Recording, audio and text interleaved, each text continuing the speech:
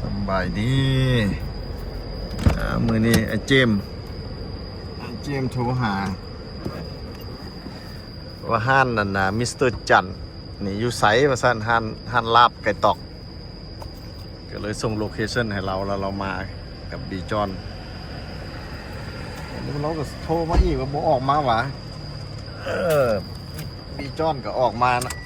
นำบีจอนกับสิกลับต่างประเทศแล้วเพิ่นสิมาเลี้ยงทรงบีจอนว่าซั่นก็เลยพาไอ้แดงมาซะซั่นน่ะเซิร์นเลยไอ้แดงหมู่คู่เขาจะมาเจอกัน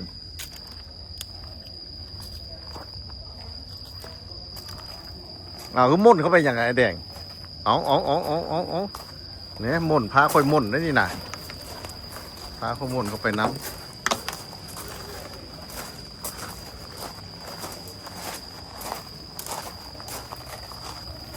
สบายดี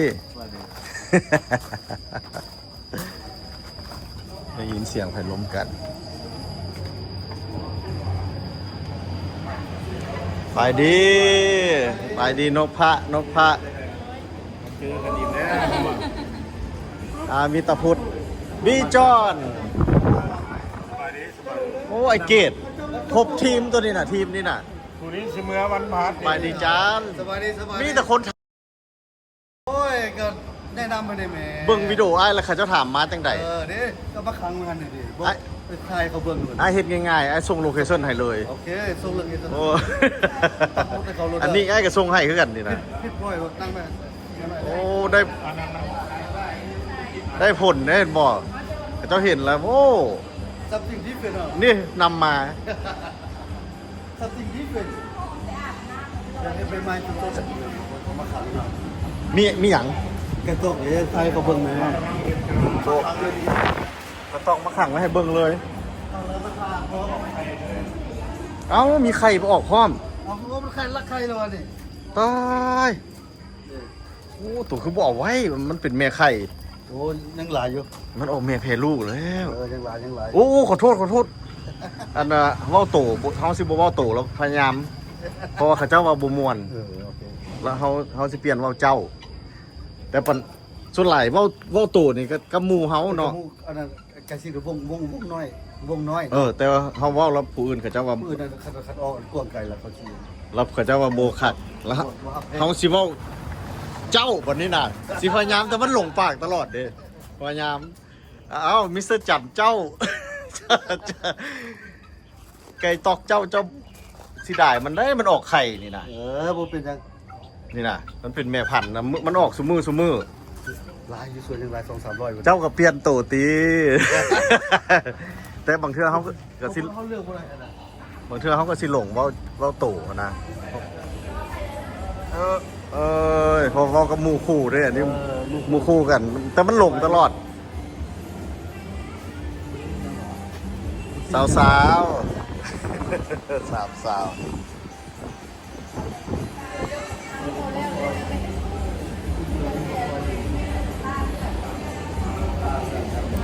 เอาเมียเฮ็ดประสันหน้ากันผู้หญิงอยู่เบื้องหนึ่งผู้ชายอยู่เบื้องหนึ่งค่อยสิเป็นกรรมการตัดสินได้เนี่ยนะตั้งลุยแล้วก็อยู่คู่ไผ่คู่มันอีกโอ้สร้างเห็ดเนาะ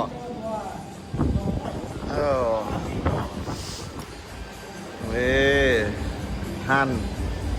มิสเตอร์จันเป็นไงอันซอกยากบ่ไอเจมโลเคชั่นง่ายๆหนึ่งเนาะคักเลยไม่ยากเนาะ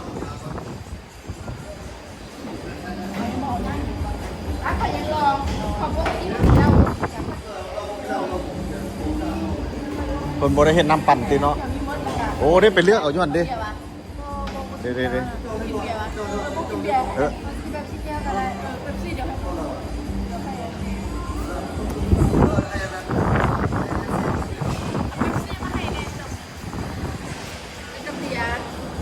โอ้เฝ้ามาได้ดีน่ะยันจุเจ้าอิ่มปะก่อนกำลังเลือดแปลงค่าใหม่ๆสุดมีหลายคนได้ถามเรื่องห้านโตมีหลายคนถามเรื่องห้านเจ้าโอเค แนะนำให้เด้อพี่น้องแต่งแล้วก็เพ่นพ่อยอย่างเดียวเลย มีหลายคนอันน่ะถามเขาจะ มาลอง เขาจะแซดหาว่าอยู่ใส่อยู่เวียงจันทน์อยู่บอนไหนเขาก็บอกไปแล้ว เนี่ยเสร็จก็แนะนำเลยแม่ แนะนำแล้ว โอเค แต่ว่า thank you เว่า thank you thank you เว่าให้เจ้าฟังว่ามีหลายคนถาม Thank you เพราะอันนี้มันเป็นเรื่องใหม่ อันนั้นเบิ้งคือว่าอีเลน เขา กาย10,000คนอะไรเนาะพอได้ตาวเลยเนาะ ตัวใด อันนั้นวิดีโอตัวนี้นะคนเบิ้งอ่ะนะ แมนโอ้เจ้ากับเบิ้งคือกันวะเจ้ากับหู้เนาะพยายามบ่อยเว่าตู่อยู่เนี่ยเนาะมันลึ่งเลยเพราะหมูคู่กันถ้ามักเว่าโต แต่งกันเลยกันเนาะ แล้วเขามักเว่าแนวนั้นแต่บัดนี้เขาสิเปลี่ยนสิเว่าเจ้า ผมจะบอกได้แล้วเป็นดาวอ่ะ โอ้เจ้าไปซองหวะ มันก็ออกมาเนี่ยเอาไปที่โบลีวิว มีแต่คนถามเรื่องห้านเจ้า โอเค thank you thank เอ you พอมันเป็นแนวแปลกมันก็ลาบไก่ตอกมันบ่มีนะ มันหายากกันนะ ลาบเลือดเองคนที่ลาบเลือด แล้วก็เดี๋ยวนี้ภูเกี้ยวนี่ก็มีฟาร์มอีกแล้วเขาเจ้าอยากไปเบิ่งฮอดฟาร์มเจ้าพุ่นน่ะ คุณได้จะไปแล้วบอก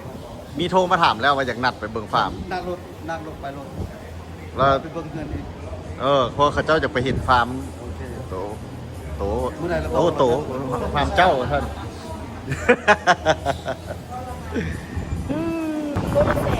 เจ้าเลี้ยงอย่างก่อน เรียกหอยสีทอง หอยสีทอง เชอรี่ หอยเชอรี่สีทอง เชอรี่ มันสิมีแพงปานนั้นหวะหอยอะไรเนี่ย โลละแสนเลยหวานแซ่บอร่อย บ้านเกิดใส่แต่ว่าในรู้ว่าไทยโลละ10 เมื่อวานเนี่ยเขาถาม80เลยอยู่พูดไหนอยู่นอกพูดไหนเขตนอกกันนอกกันยัง80แล้วอยู่ในคือสิแพงเนาะ ที่ในนี่แปดห่างแล้วมันว่ารู้แสน แต่ว่าอัน ได้เบิ่งเลยแง่ไง หอยนั้นเขาบ่เคยกิน กำลังเลี้ยงหอย มันแซ่บอ่ะมันเป็นอย่างมันจังแพง มันหวานมันขึ้นคล้ายๆกับอันนั้นปลาหมึกนี่นะกินคือปลาหมึกนี่ แล้วหอยนั้นซื้ออย่าง หอยเชอรี่สีทอง โอ้ นักเลี้ยงกำลังไข่บอกอะไรเลยที่เพจกำลังเพจ ปล่อยใส่หนองทางหน้าหั่นวะในร่างโดยเฉพาะ ปล่อยก็ได้เป็นปล่อยแล้วมันซีอยากได้อยากง่ายเพราะว่ามัน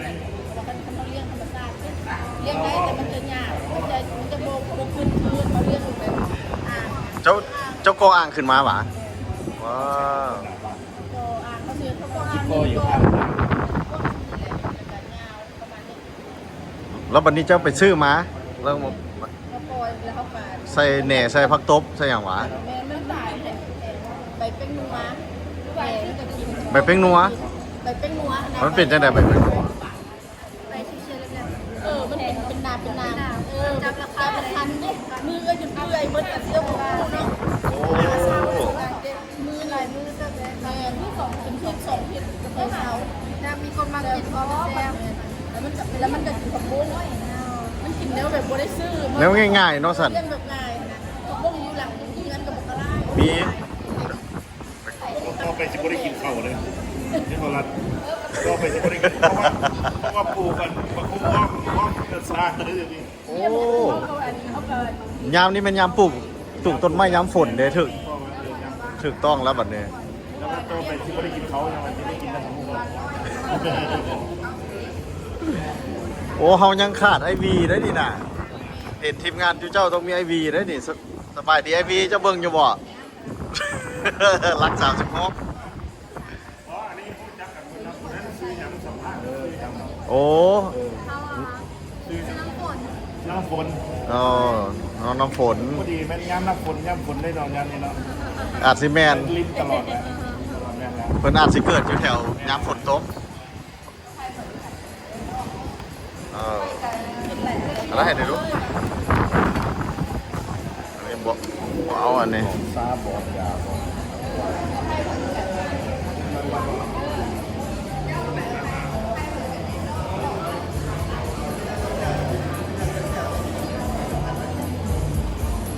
เอาจันเจ้ามีของลิ้นหยังของลิ้นเจ้ามันพิลึกแค่นี้มันแม่นอีหยังป้ามีหยังคือใหญ่แท้ป้า อยู่ไต่คุณเนาะอยู่ ของแท้ โอ้มีหยังแบบนี้ของลิ้นเรา เราอยู่อันนั้นแคบนะ สบายดี บายดีพ่อครัวแม่ครัว มาอีกแล้ววันนี้มากินแท้ๆไหนวันนี้มันมาชิมลาบไก่ตอกแท้ๆไหนมื้อนี้มื้อนั้นบ่ได้ชิมเนาะ ยังไม่ เออ มา ในไทยเลยดิ มานี่ก็สั่งแต่ไก่ตอกเพราะว่ามันนั่นเด้ แนวอื่นก็มีลาบซีน แนวอื่นเขากินบดอื่นซะ เออ มาพี่กินลาบไก่ตอกเนาะ พิเศษเนาะลาบเลือดเลยเดี๋ยวนั้นไข่ไก่ตอกอันนี้น่ะ นี่ไข่ไก่ตอก เอ นี่ อที่คันผู้ใดมักลวกก็ให้ลวกให้เขาลวกไข่ไก่ตอก โอ้สั่งมีไข่มีไอเดียดีเนาะ เป็น ส ล อง วกไข่ไก่ตอกแกมก็มี สองพ่อเมียนี่ไอเดียดีเว้ยเบิ่งดูไข่ตอกกับไข่ไก่นี่โอ้นี่เด้ ไข่ไก่เนาะ ไข่ไก่ตอก ลูกค้าอาหารเขาใส่ป้ายแล้วดิ โอ้ยังเดี๋ยวโอเค ถ้าอาหารเนี่ยมันมีป้ายดิเมื่อได้รับประกันได้ใส่ป้ายกันเริ่มใส่นี่ เออยังว่ามี เรา แต่ บางยาให้อีกดิ บูมขนาดมีแต่คนถามเรื่องห้านเจ้า thank you มีเราบางยาให้อีกได้ดินะ เราบองยาว้า มีเราบางยาแถมอันนั้นกับลาบไก่ตอกอีก เออ แถมที่เขาแถม อ้าวสบายดีล้นมากับไผโอ้มิสเตอร์โล้นผู้นี้ยังบ่ฮู้เนี่ยชื่อหยังเจ้าฮะบิจี้ป่ะเอาไอ้รัดใจดีอันนี้ยังบ่เคยรู้จักผู้นี้โอ้ตูเจ้ามากับไผมาคนเดียวโอ้เก่งหลาย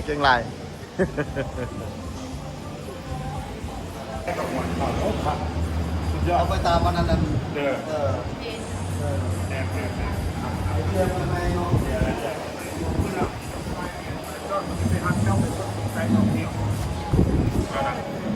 แล้วของ ซีน เจ้าแล้ว ๆ ไปเอาแล้วสอง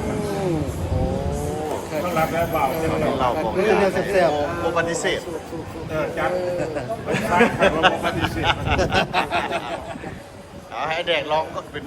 ลองมาก่อนนี่ ร่ำรวยต่อไป ๆ thank you นี่อันเด้อนี่อันนี้มิสเตอร์จัน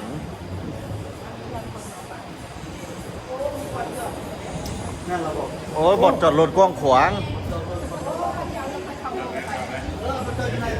ดิค่อยก็อ้าวกว้างขวางบทจอดรถ ลืมไม่ทำให้กันเลยเด้อสวยกันเลยเอา เออ มี มี ต แต่ เฮ็ดลืมอีกเลยดิ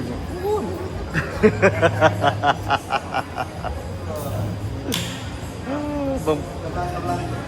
ได้ยินว่าเพิ่นมีเพิ่นป้ายเพิ่นขึ้นแล้วสิไปเบิ่งป้ายเพิ่นก่อน ทางขึ้นป้ายบนนั้น ป้ายเพิ่นขอเบิ่งป้ายเพิ่นแน่พุ่นน่ะตึกบักใหญ่เลยอยู่ใกล้ๆเพิ่นเนี่ย ลูก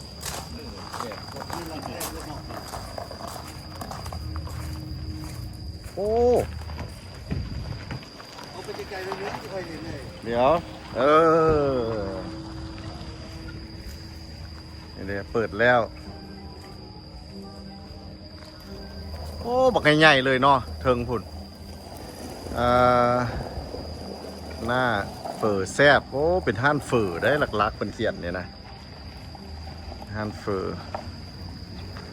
เป็นห้านเฝอจันนั้นอ่านไว้ที่ไหนก่อนนั่น แซ่บดีหน้า ฮะ เฟอร์แซ่บ มีอย่างอ่ะปีนา ดีหน้าเฟอร์แซ่บ บีน่าเขามาตกบ่อคือตัวบ่อบีน่าเนาะ ดีหน้าเฟอร์แซ่บ แซบบีน่านี่มันชื่อไผ่ ชื่อลูกสาวเขา ป้าที่โท อายุเท่านั้น โอ้เฟอเขาก็อยากลองคือกันนี่นะเอาโอเคมือนี้สิขอลองซะนะ เราขอลองเฟอร์โอเค แต่ว่าเพิ่นสั่งลาบไก่ตอกแล้วหัน โอเคลองที่เพิ่งเปิดเรา อืม กับดูทางนี้มากับครับมันมีมะเขือดอกนะ ไอเกดเด้เจ้าโดนไปไหนกลับมาคืนอีก เดี๋ยว ไปเดือนเดียวแล้วจะวานอย่างก่อนเมื่อกี้ แม่เล็กน้อย โอ้ เมื่อกี้ก็โบยินคำนี้เนาะ เมื่อกี้โมเป็นคำนี้เนาะ ทำเป็นเนื้อ ขั้วกล้องน้ำโบทันอัดน้ำโบทันเมื่อกี้ ภาพกันแล้วก็ว่าเอาแล้วไปเลย ยิงตอกใส่มะเขือยิงใส่มะเขือเลยแซ่บๆนี่ไปกินเราเอาทุกแบบบานๆเอาอ่ะ เด้อผู้นี้เด้อเจ้าของห้านนำไปดูดิเด้อได้ไกลไปทางนี้นะ ชื่อจัน เราเห็นว่าวันเป็นหมอมัน โอเคโอเค ที่มาได้น้ำกันมันดูดเนี่ยไป ป้ามาโดนมันพุ่นล่ะ จันกับหมูเดียวกับเขานี่แหละอยู่เฟสโนน้ำกันไอ้แดงเนี่ยกับเฟสโนน้ำกันคือเอกเนี่ยนะเขาเจ้าจนว่าคนเฟสโนคือมาหลายแท้ว่าสันมาลาว ไอ้พ่อเอามาหลายแล้ว โอ้อันนี้บีจอนกับเฟสโน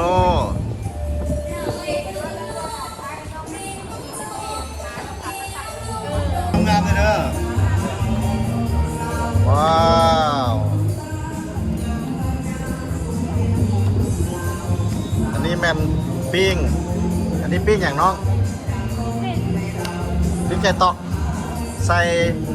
สมแคน ใส่หมักแคนว้าวหอมห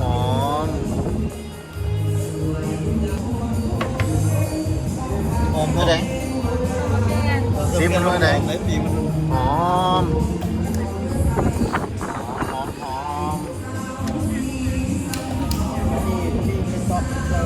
หมักแคน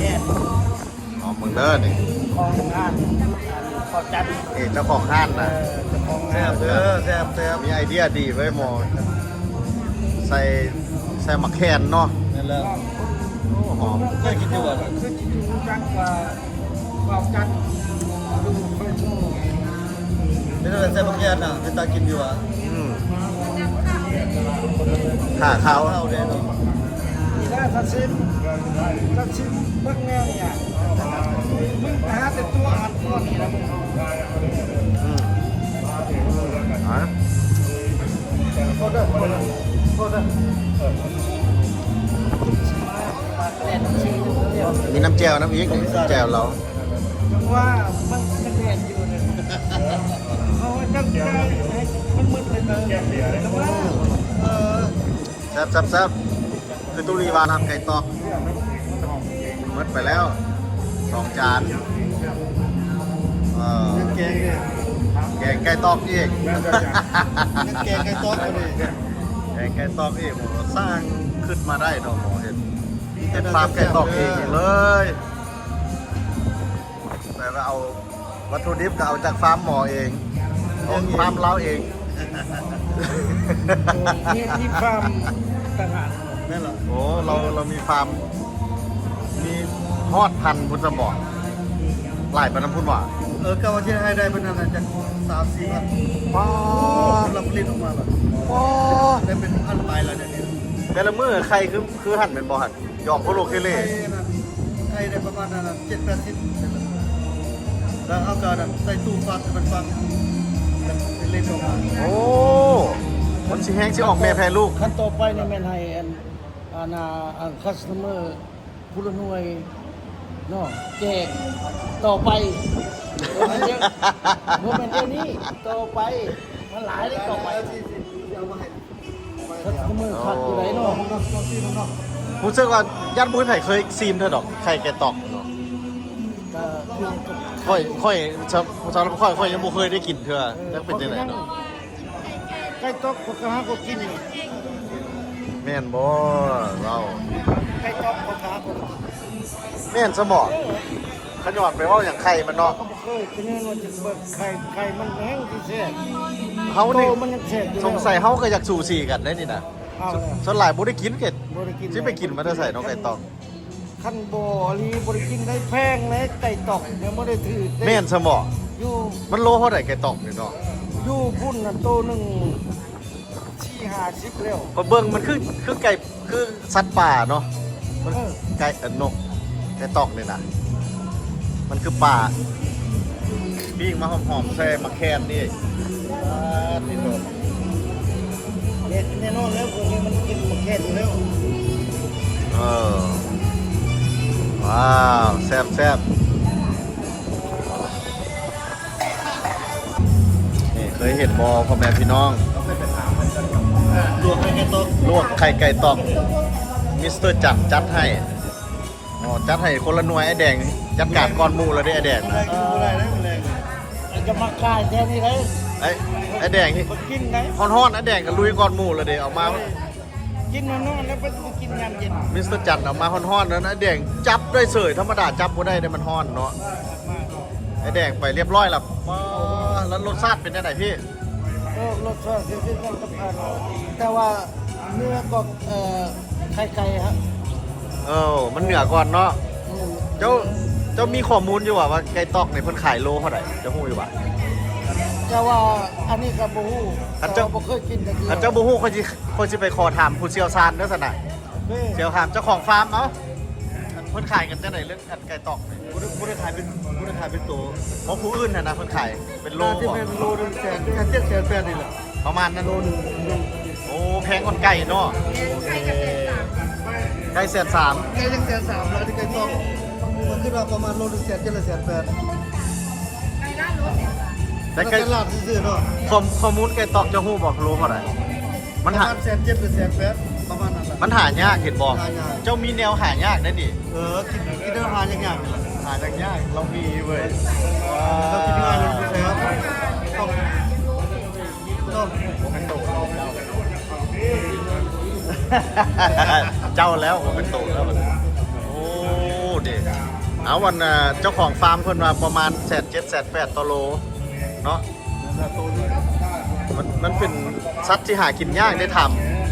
เพิ่นก็ยังบ่ฮู้จักซ้ำบ่เคยได้ซื้อมากินครับเออ มีแต่ไอ้เซ็งกันเลย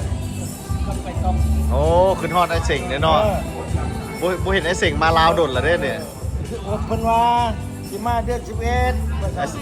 ไอ้เสงสิมาเดือน11 เพิ่นว่า เออโอ้เอาเดือน11นี่ม่วนกันอีกชนะจันทร์เลย เออ เดือนนี่นะไม่ไผกับสิมาเออโคนแม่เด็กน้อยอันนั้นเป็นภรรยาของเงินมิสเตอร์จันทร์ ลงนะครับลูก แม่ เขาเพียง เอ่อ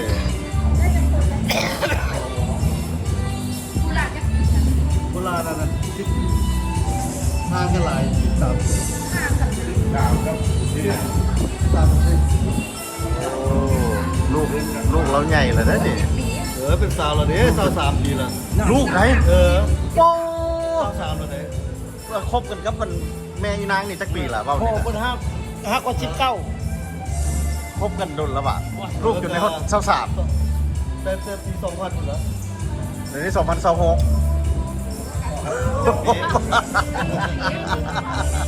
ว้าวเท่าแล้วเนาะ ว้าวลูกเขา3 ปีละ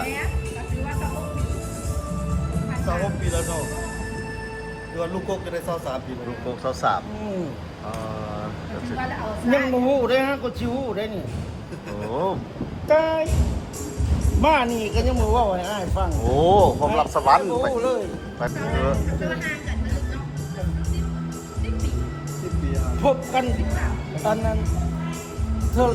อจะอิดเรียนมีตู้เสีย โอ้ มื้อนี้จนฮอดมื้อนี้มาพบกันนี่ นายเจมส์จะเบิ่งได้เห็นบอกมีคนมันมีความสุขขนาดไหนจ้ะวะมีสาวน้อยปอกให้กินโอ้ เออ นี่ว้าวเออ ดูท่านได้ ล เอา องซีมึงเนาะ เนาะจะได้บ่ โอ้นัวมันเนาะมันเว้ย ใครกว่าเมียได้หน่อยหนึง กินเลย ใครกว่าเมียให้ มันจะได้จองระบอกเด้อมันจะได้เพิ่มระบอกเด้อดีเด้อ เดี๋ยวลูกเราก็กินเก่ง โอ้ของ นะเดี๋ยวมาแล้วเห็นนะโอ้บาดที่กันสิได้พากันเมืองแล้วได้นอกบัดนี้เนาะบีจอนเป็นนวดก็โมเทกนบีจอนผมว่าหลายมูสังหัวเอาเนาะไอ้เจมส์แซ่บจะบอก แคบ แซ่บหลายบัดพร้อมจะภาพเพิ่นแล้วก็เข้ากับมือบัดนี้นะ ได้เราเพราะคนละตึกว่า โอเคไปเรียบร้อยอ้าวมิสเตอร์จัน เนาะ นี่สองอันจัง ผู้ใด เริ่มอะไรเลยสองคนผู้หญิงน้อยๆเลยเดี๋ยวเขามา ผู้ใดบอกเรามาเช็คบินแม่ โอเคโอเค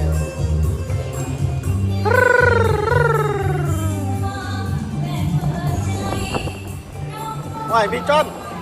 ไปให้แมวนึง ก็ที่โชว์มีแมวเกิดขึ้นเนี่ยมันอยู่เฮือนมีหมาอยู่ต่างประเทศมีหมามาลาวมีแมว ตอนแรกแล้วมันมา คนหักสัตว์คือกันเนาะเฮาเนาะท่านน่ะกำลังจน คนหักสัตว์คือกันนี่น่ะบ่เนี่ย แมว อ้าวข้างหลายมื้อหน้ามาหยาบไหม เรายาบิงเกอร์ พี่จอนเห็นวิดีโอ ก็มันตามมาเลยเนาะ โอ้ โอ้ thank you เลยเว้ย ไม่ได้อาอยู่นี่ที่ท้ามองมาอย่างไม่ถ้าเที่ยวเจ้าเยี่ยมน้ำบางเอ็นมันแน่แต่ถ้าเที่ยว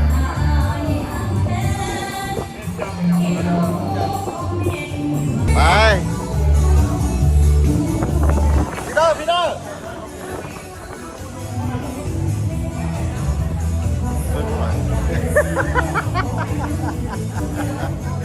เอาจันเจอกันไหมไอ้น้องเขา thank you bro โอเคไปอุดหนุน